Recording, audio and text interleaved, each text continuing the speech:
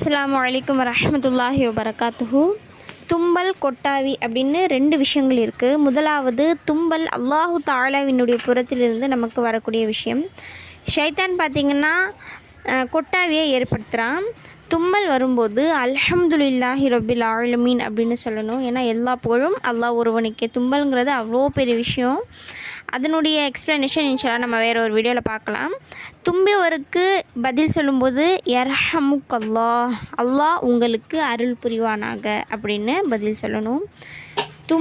தும்பியவருக்காக ஓதக்கூடிய இந்த துவா, இது ரெண்டுமே ரொம்ப முக்கியம். நம்ம எப்போவுமே சாதாரணமாக அல்ஹம்துலில்லாஹி ரப்பில் ஆலமீன் அப்படின்னு சொல்லிடுறோம்.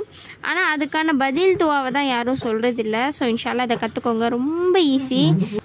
யர்ஹமுக்குல்லாஹ வ யுஸ்லிஹ் பாலக்கும் இப்படி சொன்னாலும் பரவாயில்ல, இல்லைன்னா யர்ஹமுக்கல்லாஹ், இந்த ரெண்டு விதத்தில் எது வேணும்னாலும் சொல்லுங்கள் இன்ஷா.